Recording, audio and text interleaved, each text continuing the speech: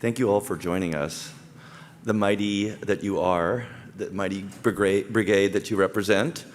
I just want to say, first of all, good afternoon. I hope that you're enjoying yourself, that you've enjoyed yourself throughout the summit so far, that you've learned a lot, that you've had valued experiences, that you've engaged with old friends, and that it's been a rewarding experience for you. We're just really pleased to be able to be in person with you all after so long.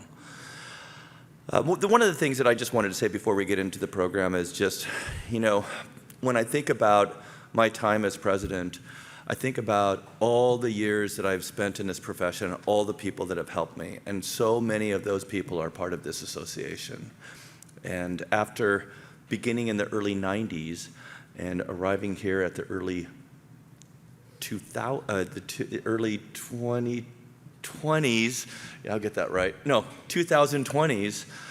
It's been quite a journey, but I'll tell you, the most rewarding and inspiring journey that I ever imagined. I never imagined that I would find a place or a home in a field called philanthropy.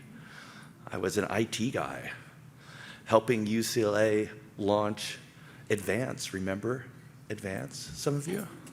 BSR. And they needed a help desk. I was just putting up a help desk in a training program. I wasn't even part of the CRM work yet. But just wanted to share with you the value of this organization and what it can mean to you and your future. There are so much talent, knowledge, and experience and connections that can really help foster your own career. So if you have not downloaded the conference app by now, I will be surprised, but if you haven't, please do. The recordings from yesterday's keynote and opening address should be uploaded by now to the app. Thank you. I got a confirmation. And then also, don't forget the exhibitor bingo. We have the 3 prizes again: our AirPods swag bag with the Amazon gift card and the noise canceling headphones. We'll be announcing them tomorrow morning at the networking break in the exhibit hall. So join us for one more round of our great sponsors and exhibitors. The only other thing I wanted to mention is the dine-arounds. If you have not seen that, at the member services desk, there are dine-arounds with QR codes. You can sign up. We've made reservations at 5 or 6 different restaurants, so that, just to make it easier and so you can try out different things. So please consider that if that's an option that you'd like to take on. And at this point, I would like to officially call the 2022 business meeting of aasp to order. So first of all, I have a great announcement, something that I think is near to all of us, which is, what is compensation like in this new era of movement in our field and transitions? So I'm excited to share with you that AASP, BWF, and Lindauer Global have signed an agreement to conduct a salary survey in the spring, salary and compensation, and with a webinar in the fall of next year. Oh, I'm sorry, the webinar's in the fall. I'm sorry, let me just back up again. The survey is in the fall, the webinar's in the spring. Of course, you have to do the survey first before you can have a webinar. Sorry about that.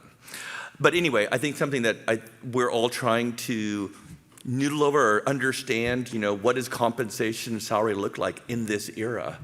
And we know that it has been going all over the place. So it'll be interesting after a bit of a shakeout this year to do a survey in the fall and kind of think about what does it look like for next year and the years beyond. So I would now, let me just make sure I find so there's a lot of moving parts in this business meeting. Let me get my clicker ready. So the first thing that I would like to do is acknowledge our board of directors. They are all here. This is your 2021-2022 board of directors. I do want to make a special note that we have one individual who will be rolling off of the board, and that is our dear past president, Shamari White. Could you give him a round of applause?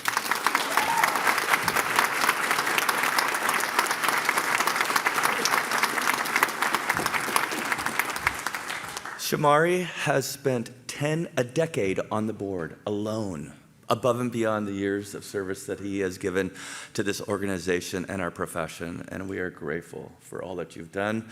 And as a personal statement, I am grateful for your friendship and your investment in me and in this organization throughout the years. Shamari, you are a class act. Next, I want to, again, I want to give you a little bit of a view of what ASP is like today. So you say, oh, these committees, they're also great volunteer opportunities. We build committees based upon need and what you tell us that is important and of value to you. And so you can see here, we've got a number of committees that are, relevant to Summit, education, our organization, finance, marketing, nominations, all of these different areas. One of the things that I would recommend is to consider being a volunteer. But at this point, I would like to recognize the volunteers that are in the room. So could you stand up if you're volunteering on any of these committees so that we can thank you?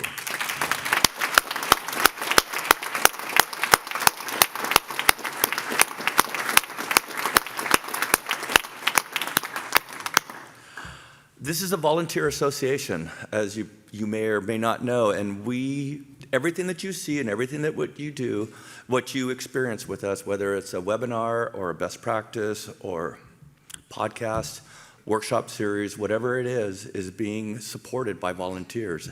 And I think that really says a lot about us and our industry and our dedication to seeing things advance for us and for all the things that we do.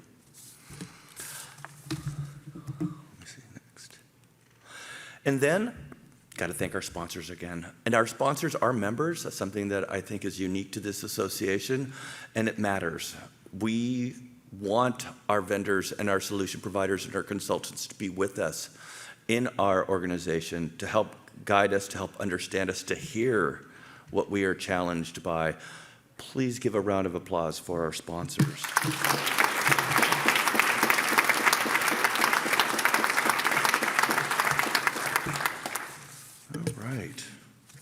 And then our exhibitors. All of that you see in the exhibitor hall, all the participation of the full spectrum of solutions, technology, and opportunities that our community helps us support us in so many different ways, and the variety of representation in the exhibitor hall is pretty amazing. Please give a round of applause for our exhibitors.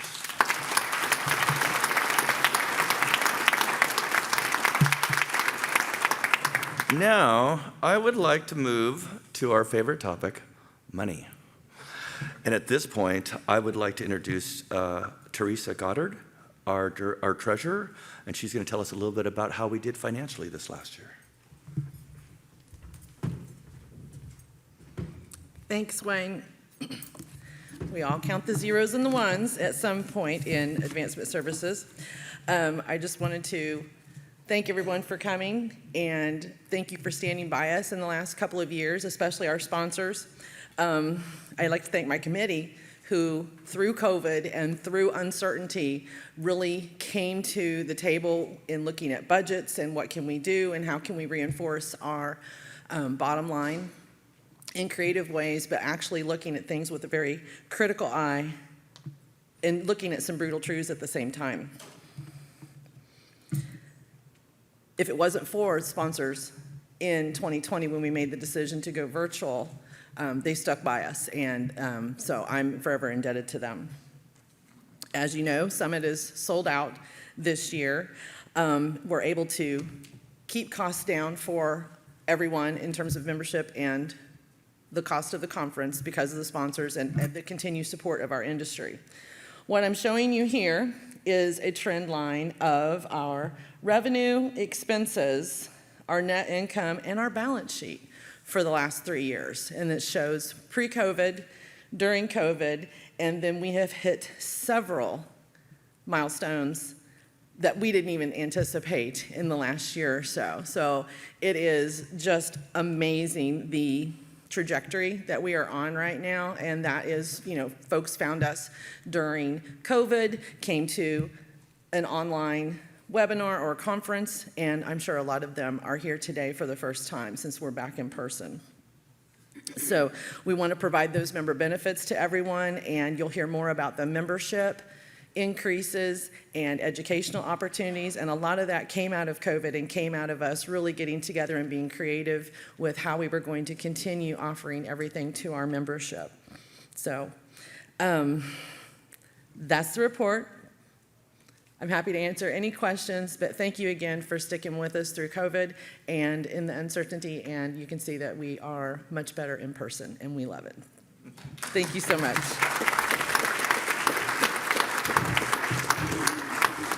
Thank you, Teresa. It really has been quite a journey, and I have to echo your sentiments. Thank you for sticking by us and being the best part of this whole endeavor that we're in. We're in a great shape financially, which allows us to continue to promote programs, member services, and of course Summit. And so we're going to continue to work hard to make sure that you get the most value possible, the best opportunities to learn and grow from this association. That is our mission. Our mission is to serve you and serve our profession and advance our profession. So thank you for supporting us and enabling us to make that happen. Next, we got queued up for membership, and our membership, again, part of our mission for our membership is that there are opportunities for you to gain value with our membership in ASP for your careers, to connect with other people, to learn, strengthen your professional profile, and advance in your careers. So now I would like to introduce Anne Marie Halsey, our Director of Member Engagement and Membership Operations.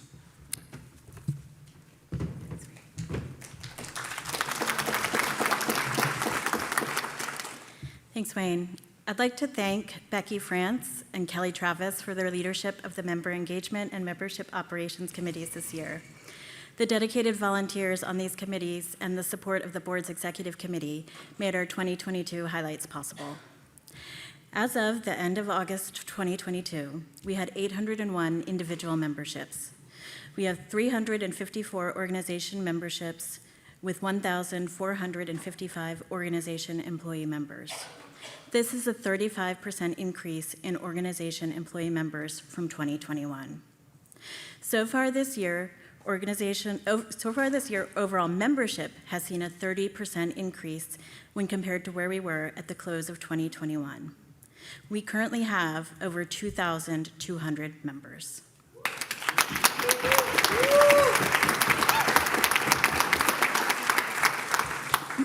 In addition to chairing the Member Engagement Committee, Kelly Travis also led the Aspire Awards subcommittee.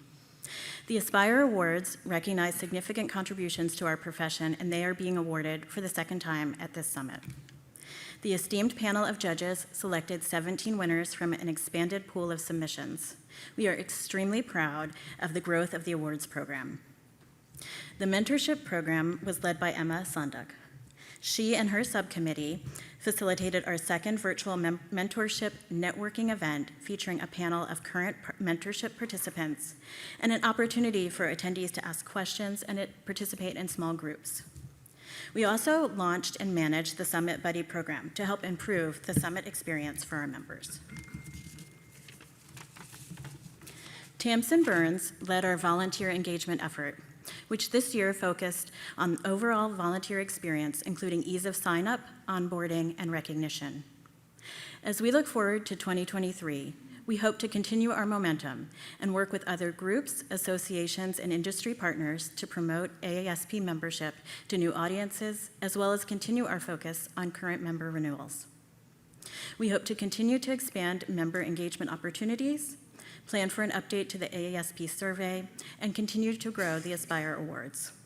With that, I'll conclude the membership update and hand it back to Wayne.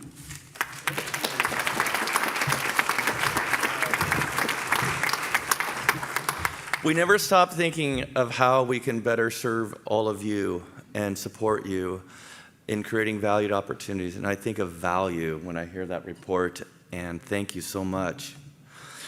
Now, part of that value is educational opportunities. And so I'm excited to be able to introduce Ephraim Hernandez, who will share with you more about our educational offerings in the upcoming year.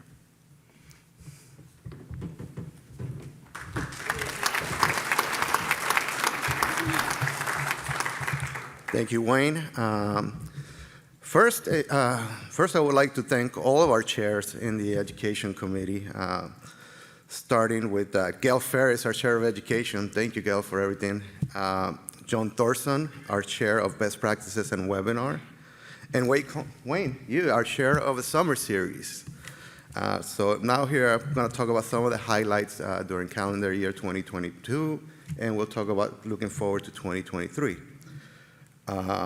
As far as 2022, our summer series attendance grew by 20% from the prior year. We started it in 2021, and this year we saw a great response and definitely great attendance, growth in attendance.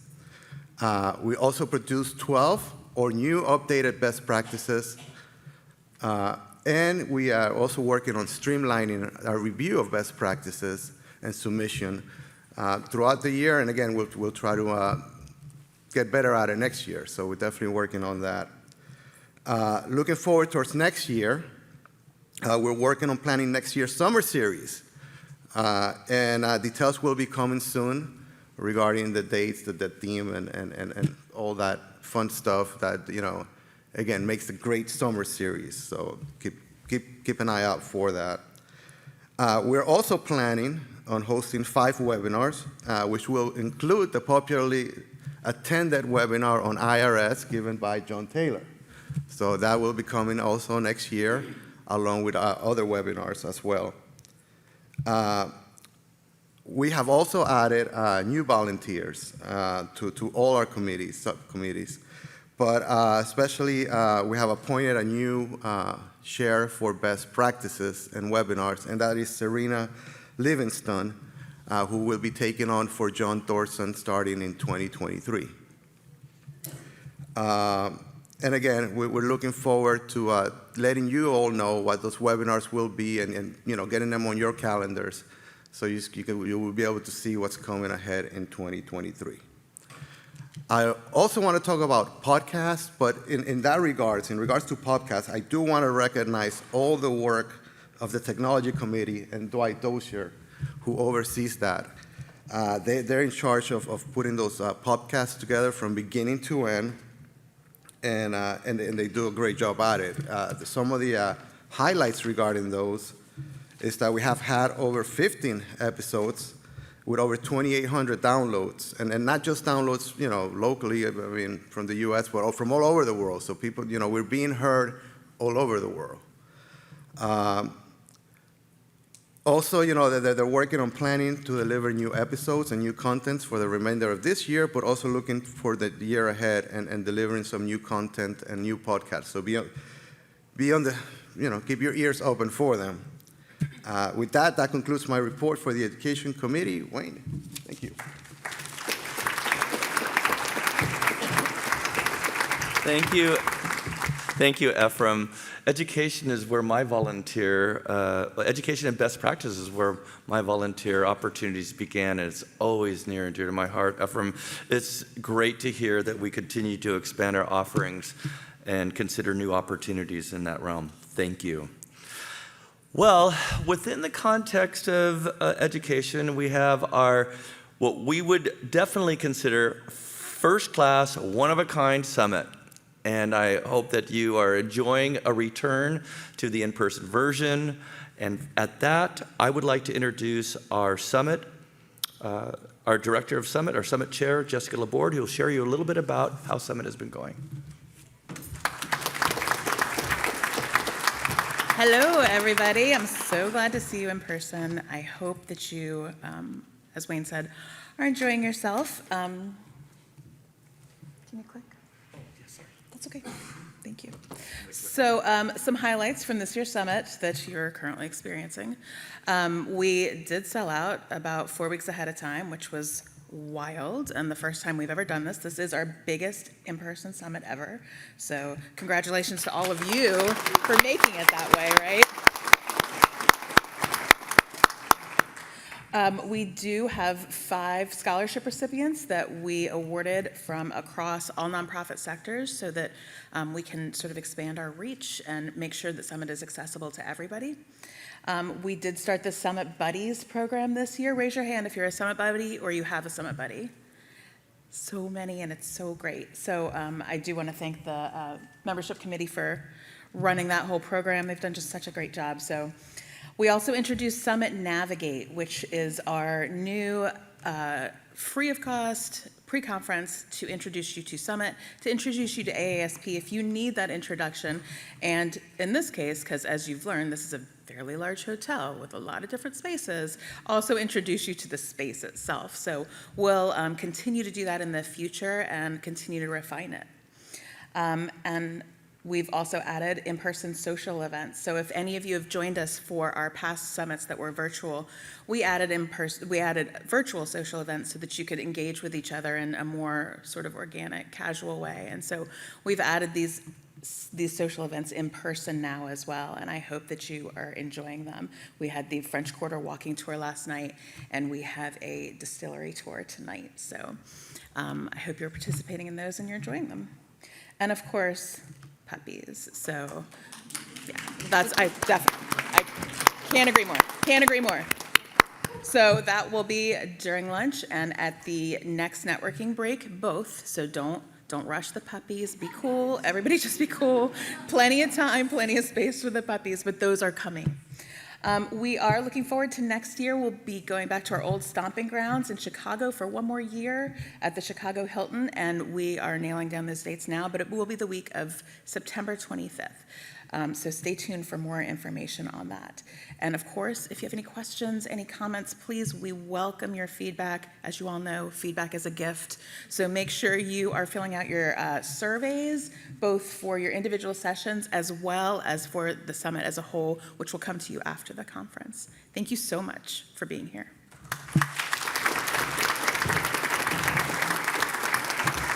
Thank you, Jessica. I just want to give Jessica another round of applause for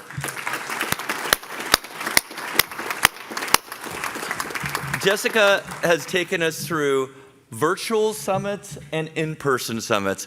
I think that there is capabilities that we never knew before until Jessica led the way and enabled us to succeed so well over the last several years. Thank you, Jessica, so much. Next, I want to introduce you to Nisi Liggins, and we're going to delve into what we're doing in the space that is kind of emerging all around us. How do we address the motivations, the priorities around, and the importance of diversity, equity, and inclusion, and our ethics committee.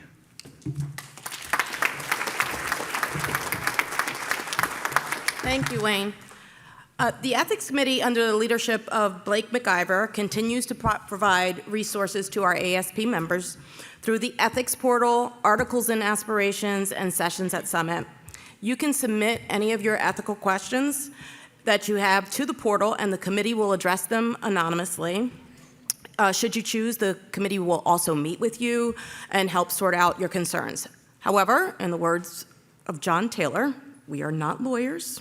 We are only colleagues who have gone through similar experiences and will give you the best advice and encouragement that we can. It is an honor to serve as the inaugural DEI director for AASP. The DEI committee is working to serve our membership's needs in the DEI space, and we're really interested in hearing from you. In 2022, we signed a memo of understanding with CASE, AFP, and APRA to create a best practice for the collection, storage, and usage of DEI data.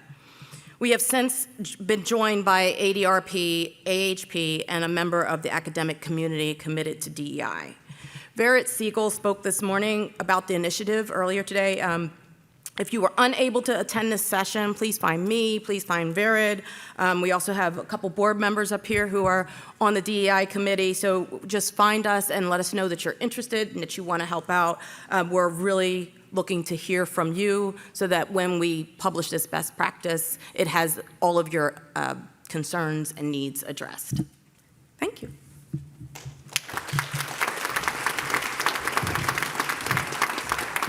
Thank you, Nisi. Just a good example of how we will continue to extend ourselves and expand ourselves as a board and as a community to serve the needs that are emerging in our industry. And I think these are two incredible areas that have become prominent. Should have been prominent probably long ago, but we'll take it and we'll run with it, right, Nisi? Well, we had an opening this year and on our board, and Becky France ran for the seat and was selected to join the board. So I would like to introduce you to our newest board member, Becky France. Could you stand up?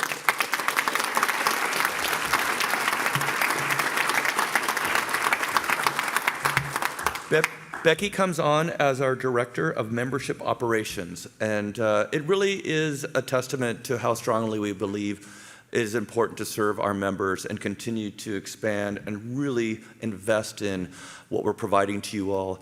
We'll have 2 seats on the board focused on membership going into the future, and Becky is going to lead us in great directions, I have no doubt. Thank you, Becky. Just a little bit of past history. Becky has served as a volunteer for over the last 6 years and was recently chair of the Member Engagement Committee over the past year. So we get to have all of that experience and assets on the board as well. So now I get the great honor, the big reveal of introducing you to your new board for the 2022 and 2023 year.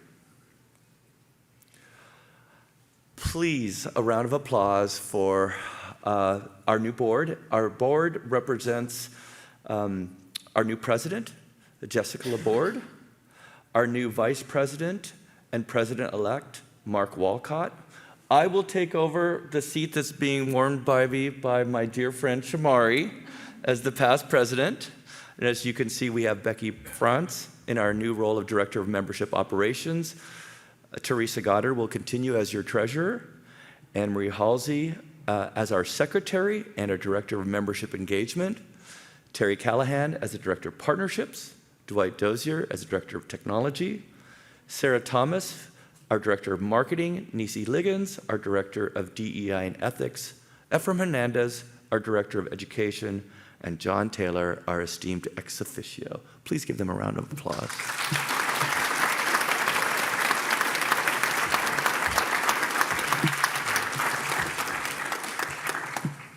I want to thank all of you for joining us for this portion. It's really important that I think we have the opportunity to share with you, just what we do as an organization. It is part of our association bylaws to have this opportunity to have a meeting and share business with you. But it's also about transparency and accountability, and we all feel strongly about that in our industry. I'm going to look forward to the legacy that will be built by both Jessica and Mark in our future. It's going to be exciting. But I also want to mention, as volunteers, with Becky coming on to the board, we do really invite and encourage you to volunteer for committees. If you want to be a chair and be on the board of directors, we really have defined a great succession strategy for that. So if that's something that you aspire to achieve in your career, please consider joining a committee and then eventually maybe a chair role and then maybe director, and perhaps you will be leading our legacy in the future as a president. So a couple of things more. You know about the social media that's going on. Of course, we want to push this out. There's a lot of people that can't be here, and we know that, and it's always hard on us. I'm glad that we got to do the virtual summit to expand and expand our tent and encourage more people to be engaged in our industry. But please consider pushing stuff out on social media so that we can stay connected with all of those that couldn't join us for this in-person event. So directly after the ceremony, we'll have lunch across at the Jefferson Ballroom. And our puppy station, sponsored by Donor Search, will begin at the same time, so you choose. Eat puppies. No, that sounded bad. No, please don't eat puppies, no matter how hungry you are. Or comma. You may dine and enjoy the food and then go and proceed to the puppy station. Please, oh yeah, you know, the puppies need to stay safe, so I like that as a good shout out. Be clear. And then, or you can go directly to the puppies and then you can have your food later. It will be open that's in the St. Charles Ballroom where the exhibitors are. And as Jessica already mentioned, we'll have puppies this afternoon at our networking break. Puppies and ice cream. I don't know. I mean, that's just kind of like blows my mind. So you will have another opportunity. And again, thank you, Donor Search, for making this fun activity possible. At this point, I want to just a couple of quick points. The distillery tour of 7-3 Distilling that Jessica mentioned is sponsored by Sleek Consulting. If you see Saber, please thank her and her association, her organization for sponsoring the tour. You'll meet in the lobby at 6 p.m. for this. Of note, food is not available at the distillery. So there'll be lots of tasting and batch cocktails. We want everybody to get back safely. So if you need to bring a granola bar or something with you or eat before you go, just please take that into account. Now I get the pleasure of passing this over to kick off our awards committee and the presentation of the 2022 Aspire Awards. We're going to start with our sponsor, Anthology. Thank you, Anthology, for stepping in to sponsor this great experience, and really just the whole program in general is something I think that you'll really appreciate. I'd like to introduce Mirko Wiedenhorn, sorry. I worked so hard to get it right. I am so sorry. Anyway, from Anthology, who is now going to share a few words. Awesome. Thanks, Wayne. All right, so first of all, I appreciate the introduction. We're proud to continue to sponsor Summit. This has been a number of years that we've been a sponsor, both as iModules, which you may be more familiar with, and then Anthology as of July 2020. The other thing I think just to mention as we get the chairs set up here, if you're not as familiar with Anthology, as I mentioned, we came about in July 2020 through 3 organizations coming together, and we were joined by Blackboard in October 2021. That now makes us the largest ed tech company in the world, which is pretty exciting to be a part of. And we focus on higher education, as you may know, and we really cover admissions through the entire student experience, and then what's most important to you, which is the alumni component. So for the alumni side, we have an online engagement solution that I know many of you use. We also have an advancement CRM, and we'd love to chat with you more about those. And with that, actually, I'm going to start giving you a little bit more detail about the awards. So the aasp Aspire Awards are designed to recognize and acknowledge the outstanding and innovative solutions that advancement service professionals are forging to solve the complex challenges facing their organizations, and is the only member awards program dedicated exclusively to celebrating the work of advancement services professionals. There are 5 categories for the awards: technology and innovation, gift administration and data services, prospect development, donor relations and stewardship, and organizational development. And there are 2 levels: Sapphire Awards, where the project must be deemed as aspirational or positively impacting the profession, and multiple awards can be given in each category. And then the Diamond Awards, where the project or initiative is deemed significant, forward-focused, revolutionary, and positively alters the profession. Only 1 Diamond Award is given per category. And now with that, I'd like to have Gail Ferris join us, one of the Aspire Awards jurors, to announce the winners. Thank you so much. I know, I didn't know it would tip back.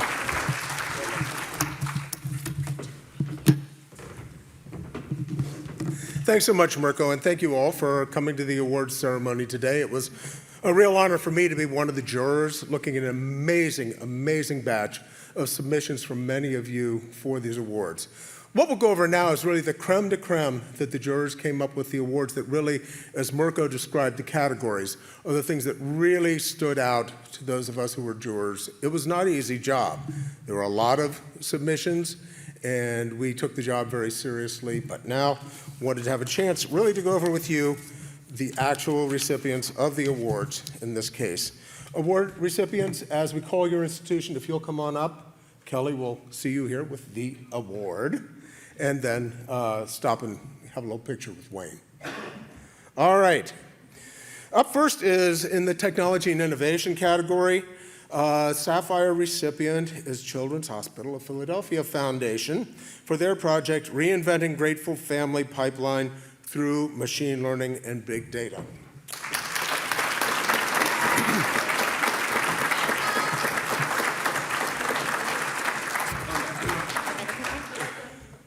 Let's see.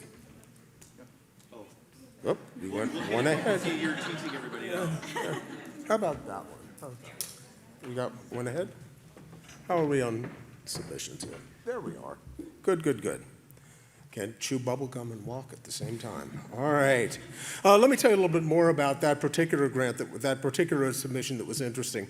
CHOP was leveraging machine learning and big data to get really a better understanding of its constituents and the relationship to the institution.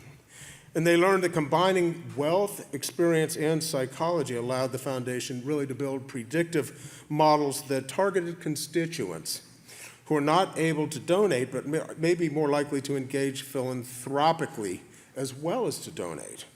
As evidenced by fundraising results, this work will reinvent the pipeline management and prospect engagement from direct response to major giving. Thanks, guys. Next up, let's see, are we next up? Nope, we've already gone ahead. It's amazing how this goes. All right, giving us all a better way to handle Can You Just is North Carolina State University winning a Sapphire Award for their submission, enhancing the custom report request process in the technology and innovation category. NC State. All right. Yeah, until recently, BI analysts at North Carolina State University custom report requests consisted of really just the simple intake form that many of us are familiar with, and email communications, which are also altogether too common. They migrated the process into Smartsheet, which provides a back-end framework for managing requests and tracking metrics.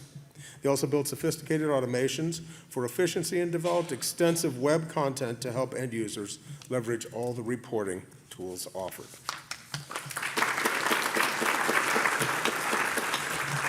The last winner we had in the technology and innovation category is UC Davis, winning for their submission, Making Sense of Events at UC Davis, How We Tracked Event Impact and ROI.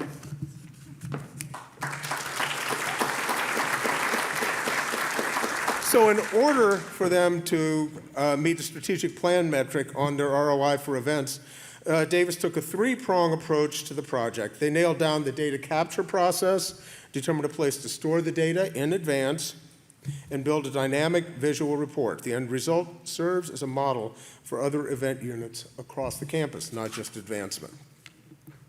Next category is gift administration and data services. First recipient is University of Texas at Arlington, taking home the Sapphire Award for their submission, UTA Parent and Family Services Membership Import.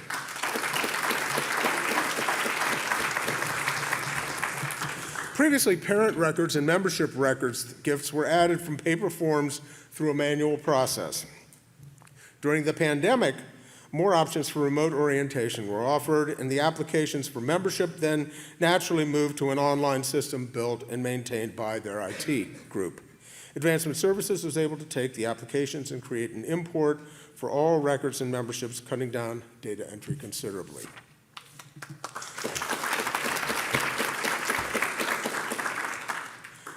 Our second Sapphire, University of Wyoming, Gift and Administrative Services category again, their foundation for their project on cryptocurrency gift acceptance policies and procedures.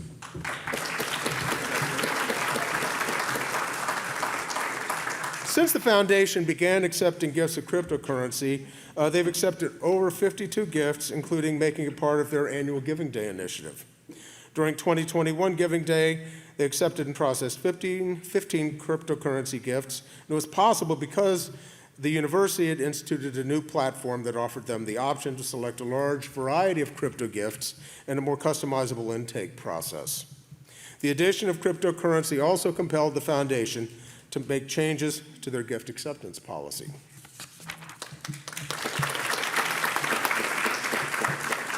Our final Sapphire in Gift Administration and Data Services category goes to UC Davis for their submission titled Gifts 101, Content Strategy Approach to Gift Policy Training.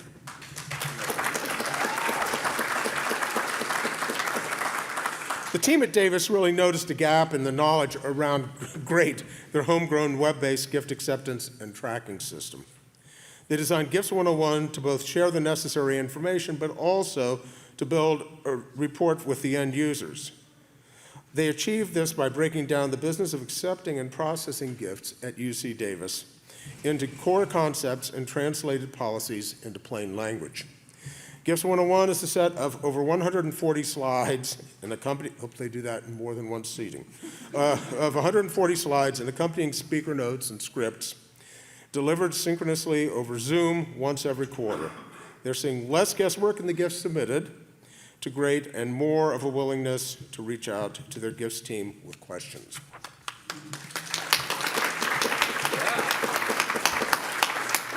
The first Diamond Award of the day goes to NC State for their work in increasing diversity, equity, and inclusion in gift administration and data services.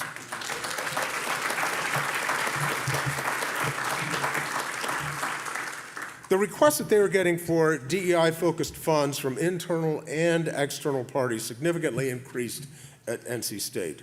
Due to federal laws, they were limited on what language could be used for the DEI funds. NC State created a project that first streamlined the information and educate on fund language and laws related to DEI. Second, they increased the number of new funds focusing on DEI scholarships and initiatives. Third, they increased their donor satisfaction. And finally, created a coding mechanism to track DEI funds.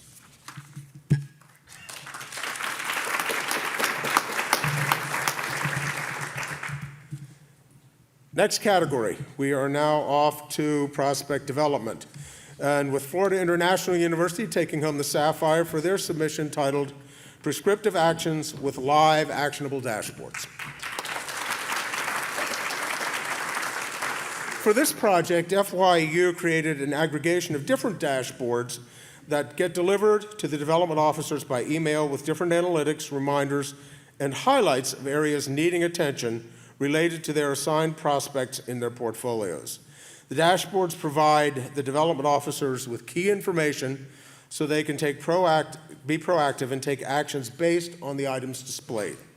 One great feature of this tool is that you can click on any section of the dashboard and it will take you to the specific area in the donor database so the information can be adjusted accordingly or viewed with more detail.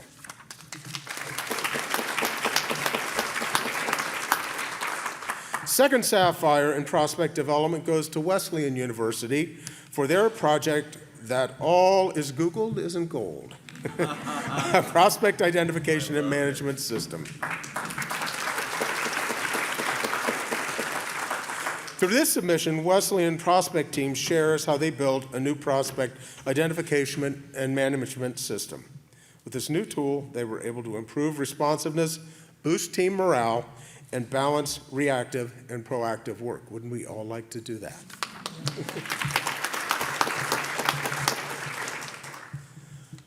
Up next is the University of Central Florida winning a Sapphire Award in prospect development for their project activity to impact, measure like a gift officer.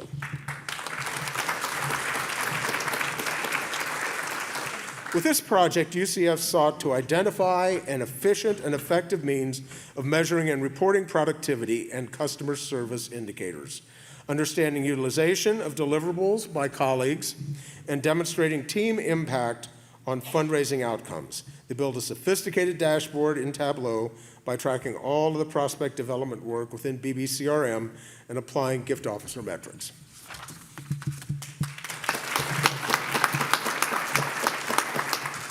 All right, our next recipient wasn't unfortunately able to be here today, but we did want to announce the award. Winning the Diamond Award in Prospect Development is the University of British Columbia for their submission titled A Canadian Charitable Organization Prospecting Tool.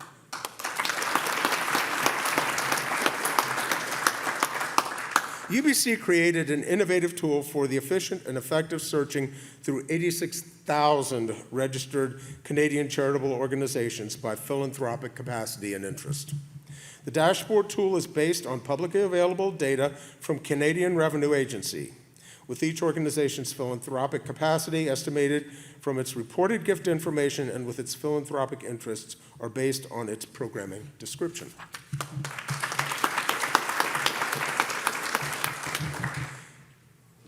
Shifting categories, the Soul Sapphire Award in Donor Relations and Stewardship category is Florida International University for their submission titled Keeping Track of Business Daily, Gifts Delivery.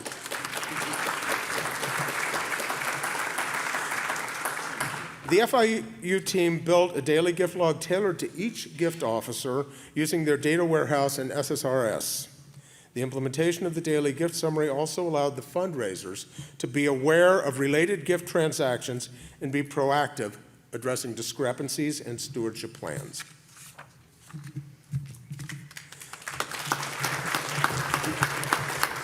NC State University receives the Diamond Award for their submission, Rethinking the Strategy for Complex Gift Agreements in the Donor Relations and Stewardship category. As their total number of gift agreement requests received increased, the disruptive impact of the most complex and time-consuming agreements was magnified across the team. To proactively address the issue, NC State's Office of Donor Services implemented a multifaceted strategy which reshaped their partnership with development officers and which included an internal system of prioritization and escalation, easily accessible resources for common issues, and a plan for direct involvement in negotiation for the most complex agreements.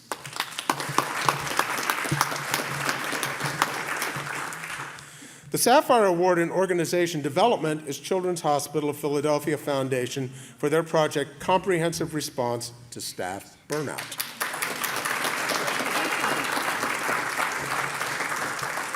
We've all been there. Okay. Following all of the challenges taking place in the world, CHOP reported a high level of staff burnout. In response, the foundation staff explored the causes of burnout and created and executed an innovative and comprehensive action plan.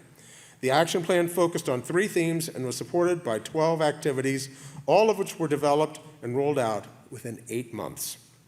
As a result, even through the Great Resignation, the CHOP Foundation has maintained high engagement scores, retained 90% of its staff, and added 30+ new positions.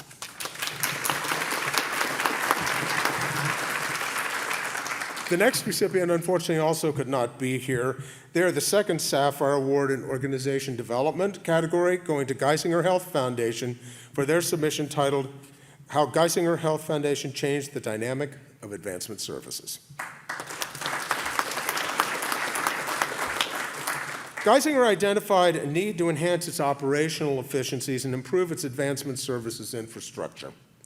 They retained Global Group to conduct a comprehensive assessment and provide recommendations that promote a team and donor-centric environment. The primary outcome of this initiative is the creation of collaborative, cross-functional, and representative task forces that combine multiple perspectives to develop philosophies, policies, procedures, and ultimately drive organizational change. Through this task force approach, the Foundation's largest challenges have been addressed. Philosophies have been turned into policies, perceptions of the role of advancement services have changed, and new and stronger leaders have arisen.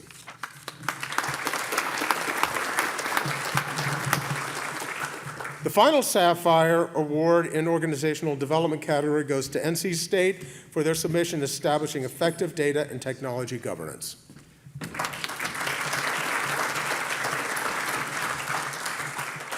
University Advancement at NC State established a Data and Technology Governance Committee as a precursor to selecting their next advanced and customer relationship management system.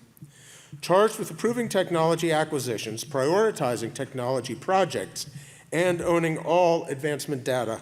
This committee will be integral to NC State's advancement operations. Their submission highlights the work that led to the development of a charter and rules of operation, as well as the initial processes and projects this committee had been working on.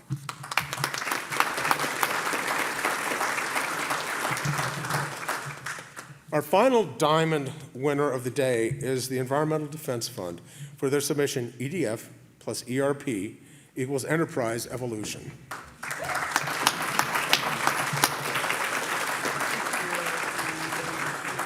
The team led a pan-organization collaboration during the 21-22 to implement a fully integrated ERP software ecosystem. They reimagined a multidimensional and dynamic segmentation structure to meet the needs of internal and external stakeholders and transformed the ways in which EDF approached organization-wide and proposal budgeting, fundraising, expense and labor tracking, financial forecasting, and analysis.